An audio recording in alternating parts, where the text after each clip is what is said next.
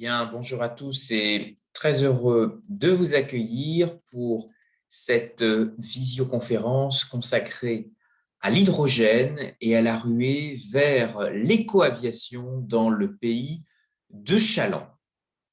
Nous allons regarder ensemble comment ce potentiel pourrait se développer dans un territoire extrêmement entreprenant, au cœur d'une position de carrefour, à la fois capitale du Marais breton-vendéen, mais à la fois aussi dans un rôle de trait d'union entre le bocage et le littoral.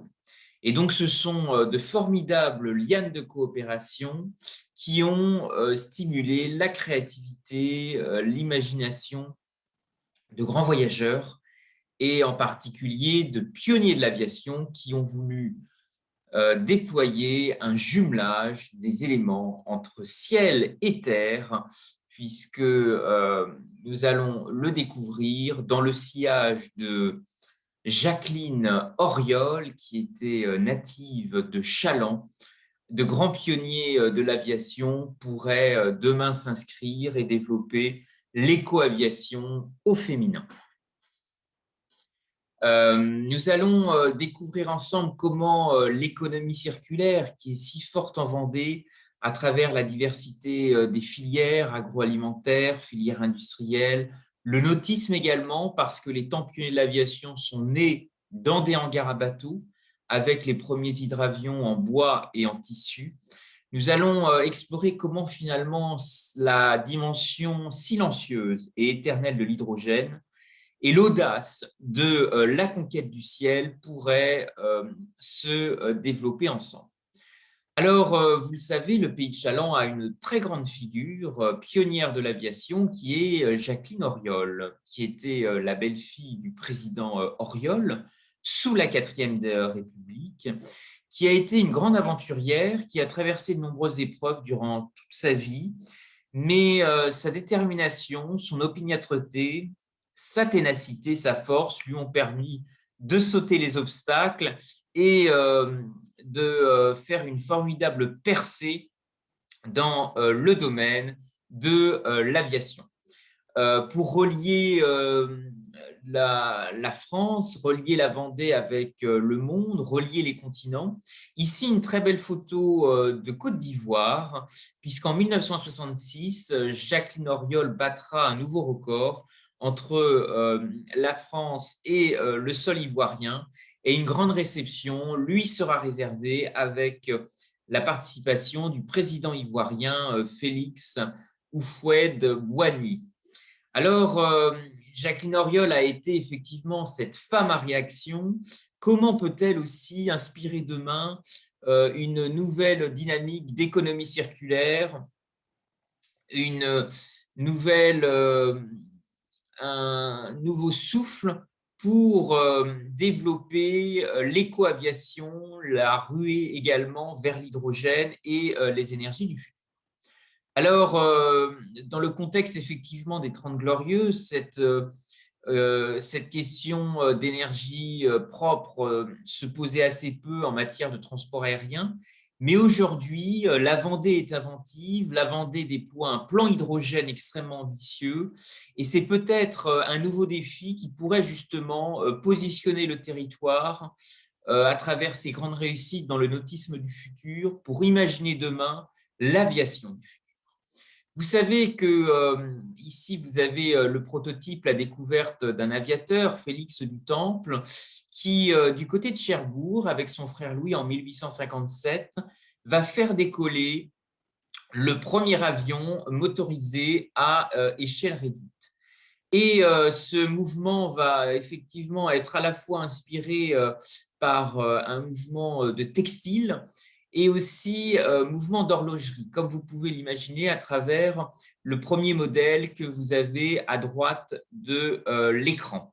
Alors, je me suis personnellement intéressé à ces découvertes en menant des recherches historiques sur les traces d'une bijouterie-horlogerie familiale qui avait été créée par mon arrière-grand-père, Théophile Lognonnet, et qui a développé une véritable passion pour l'innovation. défricher, inventer, oser, créer l'horlogerie, et je vous ai résumé sa devise en bas, a besoin d'OPA, oser, préparer et anticiper l'avenir, anticiper le monde de demain. Et à ce titre, les temps pionniers de l'aviation ont été effectivement stimulés par l'horlogerie. En particulier, il y a eu des liens très forts entre une marque d'horlogerie suisse qui s'appelait Zenith et qui a été développée par mon arrière-grand-père détaillant sur le Grand Ouest de la France, et Louis Blériot, qui avait effectivement reconnu l'importance de ce garde-temps précis et précieux malgré les conditions extrêmes de l'aviation. Et à ce titre, je voudrais vous encourager à regarder effectivement comment la Vendée pourrait décloisonner des savoirs, décloisonner des connaissances et se positionner au carrefour de nouvelles disciplines en matière d'innovation, défricher de nouvelles industries créatives. Ici, vous avez la lettre de Louis Blériot en 1912, quand ce dernier, effectivement, exprime tout l'intérêt qu'il porte au souci de l'exactitude de la marque Zénith. Alors, de grands voyageurs ont porté justement cette montre Zénith. Je voudrais à ce titre citer Gandhi. Gandhi, puisqu'une de ses montres de poche en argent était devenue l'une de ses rares possessions matérielles et accompagnait son quotidien, signalant ses heures de prière grâce à une fonction d'alarme.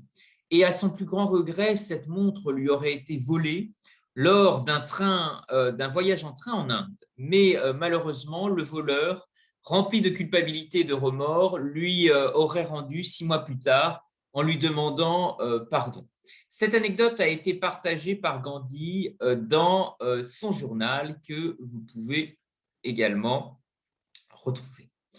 Alors, je vous ai dit effectivement que les temps pionniers de l'aviation ont été inspirés de la mer, ont été inspirés à travers les premiers hydravions en bois et en tissu qui sont nés dans des hangars à bateaux. Et très vite, le textile, les voiles, mais aussi le biomimétisme ont inspiré dans le courant du 19e siècle des pionniers de l'aviation qui s'intéressent, qui observent le vol des oiseaux et qui s'intéressent effectivement à de nouvelles techniques pour permettre aux hommes de s'envoler. Alors, le textile a eu effectivement des traces très intéressantes, en particulier dans la volonté militaire, puisque très vite, vous avez eu, en particulier dans le Choletais, je précise le lien important avec ce territoire et l'aviation, puisque c'est là que Roland Garros avait appris à voler. Et donc, la Vendée va se trouver au cœur d'un véritable incubateur industriel relié à travers la Vendée militaire, la Vendée du bocage, porteuse de nombreuses innovations et corrélée à travers innovation textile, innovation dans le domaine de la haute technologie navale, qui ensemble vont conjuguer leurs forces pour faire naître des innovations de haute technologie aéronautique. Alors aujourd'hui, à l'heure où la Vendée est en train de construire un plan hydrogène extrêmement ambitieux, comment Chaland pourrait s'engager dans cette ruée? Comment l'hydrogène, qui vient du grec hydro, eau, et du suffixe gène, qui forme et qui génère, qui forme et qui engendre, pourrait demain créer de nouvelles opportunités? Vous dire effectivement qu'il y a eu de formidables énergies autour de la Vendée, dans le Choletais, je vous en parlais, aussi à Nantes, à travers la grande exposition nationale de 1924, où sera mis en valeur les avancées techniques de la fée électricité. Au moment où effectivement des besoins de mécanisation se font sentir dans les exploitations agricoles, et le besoin effectivement de susciter de nouvelles découvertes dans les énergies du futur. Alors aujourd'hui, l'hydrogène est une priorité des institutions européennes. C'est un engagement très fort qui est encouragé par la Commission européenne à travers ce qui s'appelle le Green Deal. Il y a un agenda extrêmement ambitieux dans ce domaine qui s'exprime à travers différents paliers jusqu'en 2030. Et cet agenda va se décliner effectivement dans les régions. Regardons ensemble l'écosystème hydrogène en Pays de la Loire. Vous avez un écosystème puissant qui s'appelle Vendée Hydrogène, qui va mobiliser des compétences extrêmement intéressantes du territoire avec des pépites vendéennes, des startups qui sont en avance sur le sujet. Vous parlez aussi du rôle joué par la production d'électricité verte sur le parc éolien de Bouin et aussi l'importance jouée par d'autres pôles. Vous voyez ici notamment une dynamique très forte se construire avec H2 West qui associe des partenaires sartois, en particulier au Mans. Et enfin, dans le bassin industriel de Nantes-Saint-Nazaire, une dynamique qui se crée aussi pour de nouvelles solutions de mobilité urbaine, l'utilisation notamment de l'hydrogène pour les navibus, pour les bords de l'Erdre jusqu'à Nord-sur-Erdre. Et vous voyez que les périmètres de ces différents projets hydrogène sont extrêmement larges et il y a un très très grand potentiel pour la Vendée, pour se positionner dans l'économie circulaire, l'économie bleue, l'économie du futur. Regardons avec curiosité ce qui est aussi développé dans d'autres régions frontalières. Vous avez ici le plan hydrogène tel qu'il est conçu et envisagé par la région Bretagne. Pareil, on est sur une grande diversité de pôles. Ce qui est intéressant, c'est qu'à l'image de la Vendée, il y a une mobilisation aussi très forte du territoire et de son arrière-pays. Cette relation entre terre et mer est extrêmement forte et elle mobilise très largement l'insularité.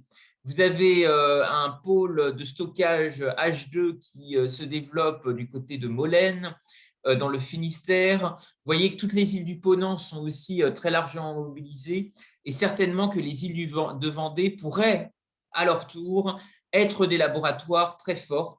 Alors, je ne vais pas mentionner tous les pôles hydrogènes bretons, mais vous voyez qu'il y a Lorient, Vannes, Saint-Malo, Brest, Concarneau, La Roche-Chauffée, Rennes, le pays de Dinan, Loudéac, une très grande diversité de projets. Ici, regardons aussi Normandie Hydrogène, la stratégie régionale déployée par la région Normandie, qui, voyez, s'est beaucoup structurée autour des innovations fluviales et maritimes sur l'axe Seine, qui est un bassin industriel puissant pour encourager l'hydrogène et développer des solutions d'avenir. Il y a dans la Manche, je mentionne très à gauche de la carte, on ne le voit pas très très bien, mais un pôle d'autonomie énergétique qui se développe notamment dans l'archipel de Chausey.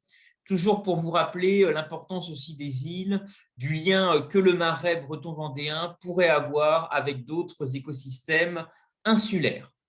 Alors, il y a aussi des dynamiques exceptionnelles et des projets révolutionnaires qui se développent, et je veux vous parler ici de l'initiative Green Pig, qui vise à transformer l'urine de porc en hydrogène vert. Il y a à ce titre, il faut considérer que 20 litres d'urine de porc peuvent permettre la production d'1 kilo d'hydrogène. Avec ce kilo d'hydrogène, qu'est-ce qu'on peut faire? On peut parcourir, selon les études, une centaine de kilomètres. La production d'hydrogène vert à base d'urine de porc est en fait une électrolyse. Elle est alimentée par des éoliennes. L'urine est recueillie à la source dans les élevages, puis filtrée et ressort à l'état de carburant vert. C'est une idée extrêmement intéressante pour l'avenir et peut-être que ce projet qui vise à transformer l'urine de porc en hydrogène renouvelable est formidablement pionnier et pourrait encourager un chemin industriel européen depuis la Vendée pour inspirer la route des biocarburants du XXIe siècle et bien sûr ce chemin vers l'hydrogène. Alors, quel est aujourd'hui le potentiel et comment Chaland comment la ville pourrait, sur son territoire, accueillir justement des taxis volants? À l'image de la ferme solaire développée à l'aéroport de Montpellier, mais aussi d'autres initiatives aéroportuaires, Chaland pourrait-il devenir un jour un éco-airport régional européen?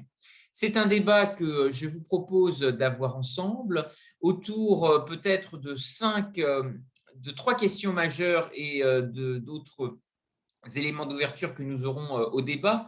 D'abord, nous questionner si effectivement l'hydrogène, quelles relations croisées ont pu exister entre hydrogène et écoaviation. Quelles dynamiques collaboratives ont pu émerger et quels enseignements en tirer pour demain. Alors ici, vous voyez cette formidable inventivité des pionniers de l'aviation. Vous avez le modèle de Léon Levavasseur qui va très vite, pour développer ses premiers prototypes, utiliser des canettes de course. Ce qui montre encore une fois la très grande complémentarité entre haute technologie navale et haute technologie aéronautique. Vous avez ici Léon Levavasseur qui est en photo à droite, qui ressemble beaucoup plus à un vieux loup de mer qu'un grand pionnier de l'aviation.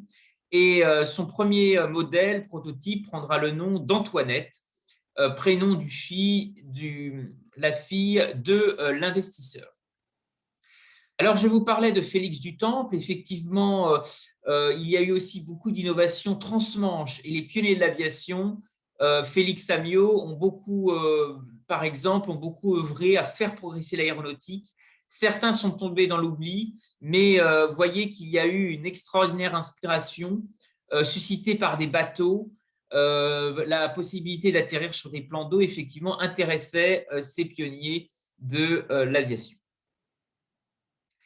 Alors, comment regarder aussi des projets tout à fait innovants qui se développent dans d'autres pays européens?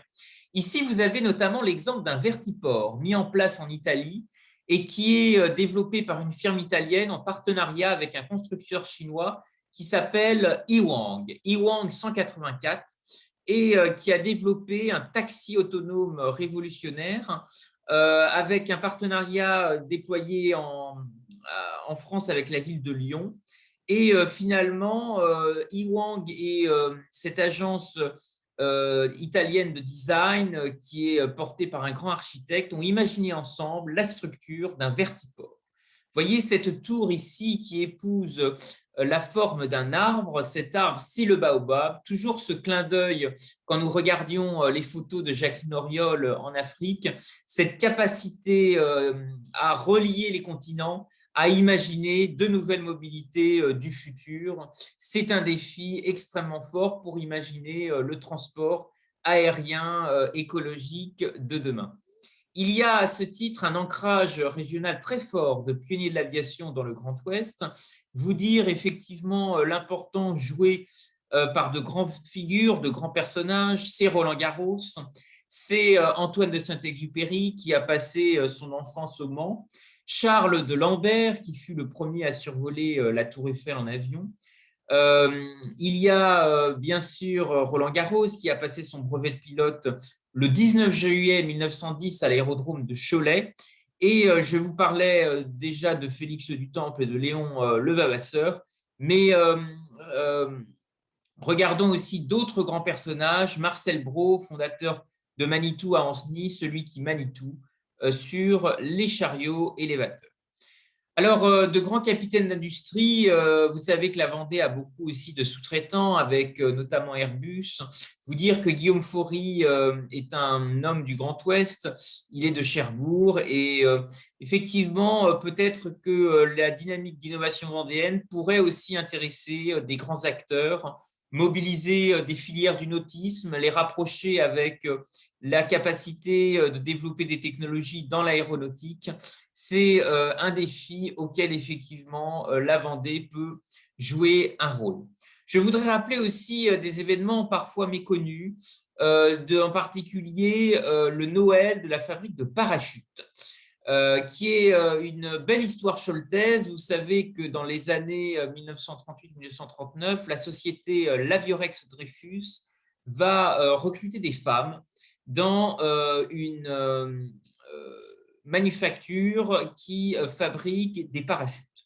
Et lors d'un Noël, des chutes de tissus vont être réutilisées et on va se rendre compte qu'il est possible d'y développer de nouveaux usages et notamment de concevoir des ballons à l'hélium et de transporter du gaz. Et ce sera une véritable révolution qui va être aussi poussée par des filateurs de tissus industriels, mais aussi des industriels qui imprimaient des tissus utilitaires. Et cela va effectivement pousser un paysage industriel en mouvement tel que nous le connaissons en Vendée à travers son industrie du textile et de la chaussure, qui est encore extrêmement puissante. Alors, vous dire aujourd'hui que des startups s'intéressent effectivement à ce sujet. Vous avez cette startup espagnole qui propose des ballons, des voyages spatiaux, pardon, en ballons d'hélium. Et puis cette startup espagnole finalement marche peut-être sur les traces de Jules Verne, qui est effectivement un écrivain de science-fiction tout à fait intéressant pour explorer demain de nouvelles formes de mobilité. Alors, si l'hydrogène fait justement partie des alternatives pour encourager l'éco-aviation, une offre de transport écologique, il existait déjà dans les années 60 de nombreux projets développés dans le bassin de Cherbourg, mais aussi de Nantes-Saint-Nazaire, à travers une entreprise pionnière qui a développé une très grande culture du brevet, qui est Air Liquide. Et Air Liquide va très vite explorer des mélanges de gaz de l'air. Cette entreprise faisait déjà tourner dans les années 60 des véhicules, des bus expérimentaux qui fonctionnaient avec des gaz liquéfiés. Alors très vite, dans différents ports méthaniers, je pense en particulier au bassin industriel de Nantes-Saint-Nazaire, d'autres pistes futuristes vont être explorées, notamment l'optimisation des transports de méthane en chargeant les méthaniers vides sur le chemin du retour en CO2 pour produire dans les zones exportatrices, notamment le Qatar et le Golfe Persique, des agrocarburants de troisième génération type microalgues. Il y a eu aussi peut-être un lien qu'on a assez peu exploré, qui est ce lien avec l'exploration spatiale, puisque vous savez que l'hélium est un corps extrêmement léger dans l'univers et que beaucoup d'acteurs gaziers s'intéressent aussi à son potentiel, à sa capacité à développer demain de nouvelles énergies dans le futur. Alors, il est possible de rêver et comment finalement ce grand passé industriel pourrait renouer avec l'utopie des bâtisseurs de nouvelles énergies du futur, stimuler la ruée vers l'hydrogène et pousser en Vendée un écosystème fort et puissant tourné vers l'innovation. Aujourd'hui, tous les pays du monde peuvent fabriquer des gaz liquéfiés. Mais il y a eu toutefois dans le Grand Ouest un rôle pionnier joué dans de nombreuses recherches à la fois sur l'oxygène, l'azote, le propane et le gaz carbonique. Et en 1979, lors de la catastrophe du pétrolier en Irlande, où 3 marins de Saint-Nazaire avaient disparu, un courrier avait circulé auprès des élus locaux de Loire-Atlantique pour interroger l'avenir de l'hydrogène. Alors, comment effectivement inciter à l'éco-aviation? Comment ce nouveau modèle de mobilité pourrait s'appuyer sur le pétrole de la Vendée, l'hydrogène? Vous savez qu'il existe de nombreuses pépites, de nombreuses startups en gestation. Il y a un formidable élan aussi développé par de grands acteurs aéronautiques. Je voudrais à ce titre citer le projet Pop-up qui est mis en place par Airbus, qui entend développer un projet de taxi volant et qui, à ce titre, mobilise des compétences aux portes de la Vendée, du côté de site Airbus de Bouguenais, à travers la conception d'une structure en carbone qui pourrait peut-être intéresser aussi des acteurs du nautisme vendéen, puisque vous savez qu'il y a beaucoup de compétences dans notre territoire. Il y a à peu près une centaine de projets similaires développés dans le monde. Vous dire effectivement que Uber, la NASA, Boeing, de grands acteurs nord-américains sont aussi fortement impliqués sur ce sujet, sans oublier l'importance aussi de la Chine et des pays du Moyen-Orient, Dubaï, de grandes capitales du Golfe Persique qui souhaitent également se projeter dans cette nouvelle dynamique. Ici, quelques exemples. Je vous parlais de Yiwang, ce constructeur chinois qui entend développer un taxi autonome. Vous avez aussi un concept de moto volante qui a beaucoup intéressé les services de police de Dubaï et plusieurs ministères de l'Intérieur dans le Golfe Persique qui développent aussi des budgets de sécurité très importants sur l'avenir de ce type de structure nomade, de véhicules nomades en vol libre. Alors, pragmatisme écologique et pragmatisme économique pourraient-ils à terme permettre l'arrivée d'une éco-compagnie dans le pays de Chaland?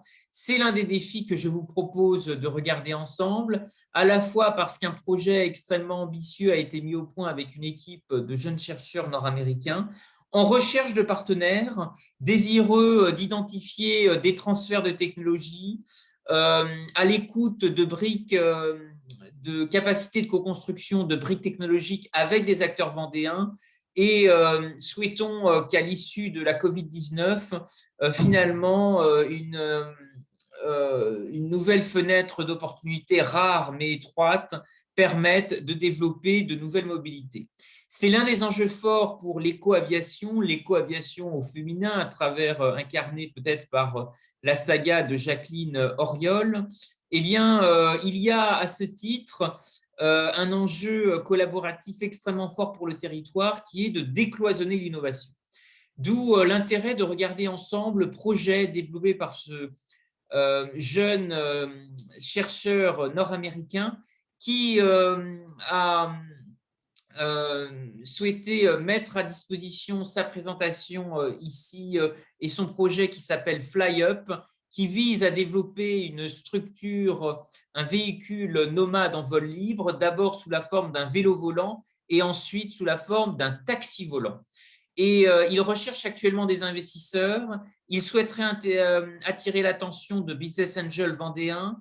Il souhaiterait aussi capter peut-être des opportunités de partenariat et d'innovation avec des acteurs désireux de porter des briques technologiques vendéennes. Je vous encourage en tous les cas, si vous souhaitez, à rentrer en contact avec lui. Je vous laisserai les coordonnées pour le joindre. L'ensemble de cette présentation sera aussi mis à la disposition des participants de cette visioconférence qui est enregistrée et qui sera aussi restituée sur YouTube.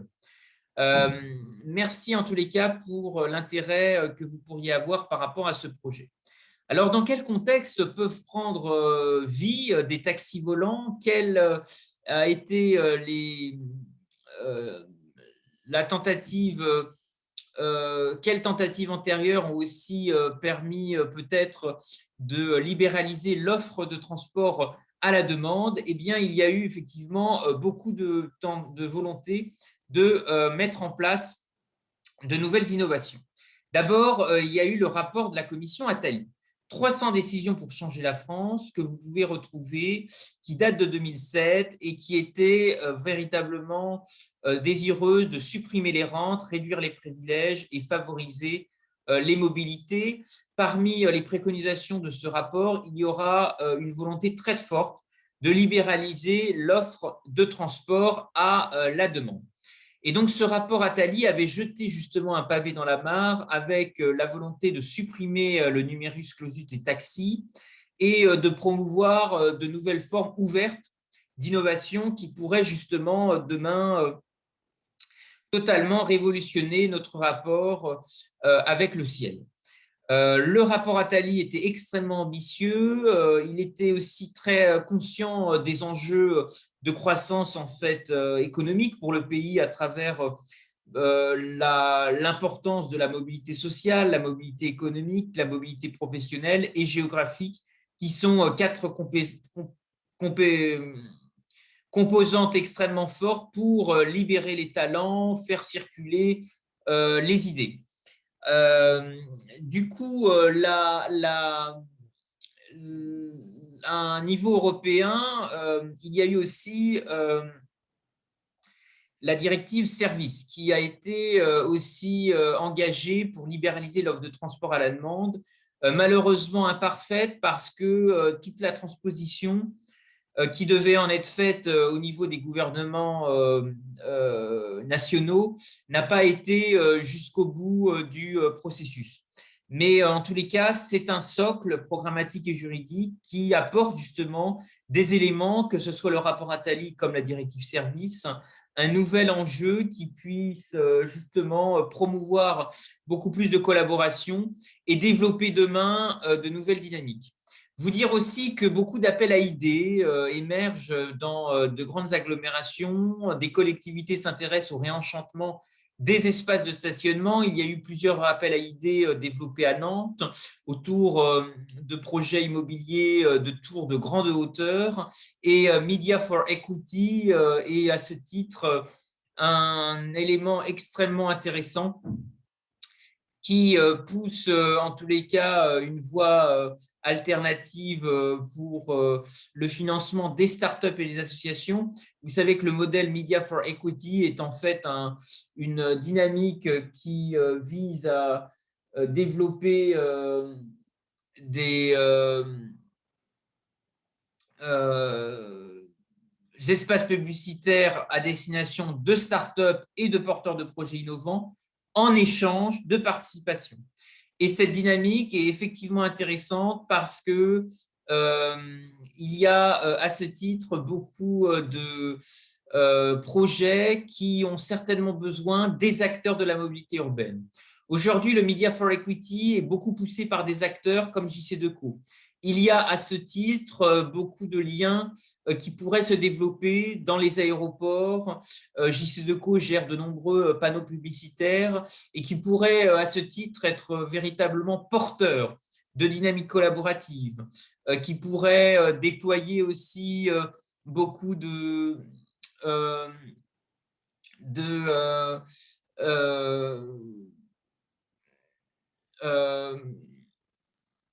nouveaux leviers, de nouveaux échanges pour encourager l'innovation, permettre à des startups de développer de nouveaux projets, taxis volants, vélos volants, véhicules nomades en vol libre. C'est quelque chose qui a besoin aussi de remporter l'adhésion du public. Vous savez que pendant les temps de l'aviation, le rôle de la presse était extrêmement important à travers des meetings aériens, des fêtes de l'aviation qui étaient aussi relayées par de nombreux journalistes. Et donc, l'importance aussi de pouvoir réinterpréter les événements, trouver des médiateurs, des intercesseurs qui cristallisent les innovations, encouragent des dynamiques collaboratives et créent du lien très fort entre les acteurs.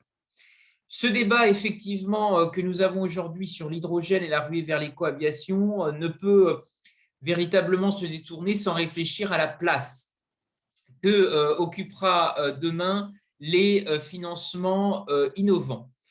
Ces financements innovants sont extrêmement forts. Ils peuvent s'inspirer aussi de coalitions créatives d'acteurs extrêmement fortes en Vendée. Je crois à l'importance et au succès rencontré par les parcs éoliens citoyens, qui sont aussi une initiative extrêmement intéressante.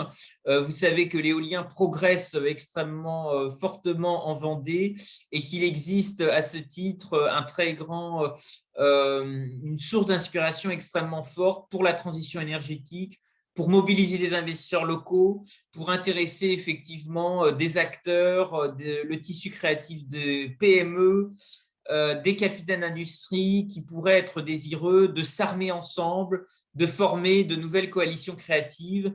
C'est peut-être cet horizon qu'il faut souhaiter pour mettre du vent dans les voiles du pays de Chaland et faire en sorte que ce territoire devienne demain la Babylone de l'hydrogène, devienne la vigie du plan hydrogène développé en Vendée et effectivement encourager de nouvelles opportunités dans ce qu'on appelle les clean tech, c'est-à-dire tous les investissements en matière d'efficacité et de transition énergétique, déployer, montrer par l'exemple la capacité de donner une valeur sûre aux économies d'énergie réalisées. C'est extrêmement important que de nouveaux véhicules, de nouveaux outils d'investissement existent, à la fois parce que des sociétés de services énergétiques se rémunèrent aujourd'hui sur l'économie réalisée par ces grands travaux. Autrefois, il s'agissait notamment du régime juridique des SOFERJ, et ce développement aussi se pratique dans plusieurs États des États-Unis. Il y a à ce titre des projets insolites à suivre. Je vous recommande de parcourir et de rejoindre, si vous souhaitez rentrer en contact avec le porteur de projet nord-américain que nous avons présenté lors de cette visioconférence. Vous avez ici un site internet dans lequel vous pouvez très facilement le contacter, avoir un lien et développer ensemble de nouvelles dynamiques collaboratives.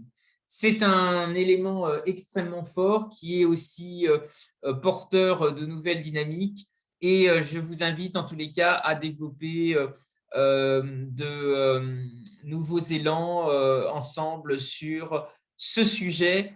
Partager l'innovation, partager la connaissance, c'est l'un des objectifs de cette visioconférence.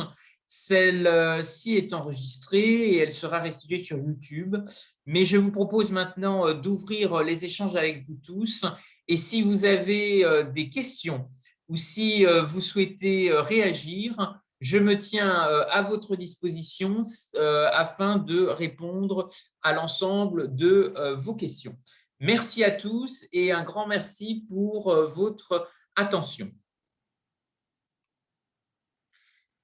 Vous avez une bulle de discussion dans laquelle vous pouvez faire part de vos questions. Et enfin, je me tiens à votre disposition si vous souhaitez réagir ou faire part d'innovations, ou peut-être que dans vos différents voyages, vos différents déplacements, vous avez vu aussi d'autres projets insolites déployés. Peut-être me dire aussi ce que vous pensez du projet Greenpea qui utilise l'urine de porc. Est-ce qu'il n'y a pas d'autres projets à développer dans ce sens? Voilà. La parole est aux participants. Merci à tous.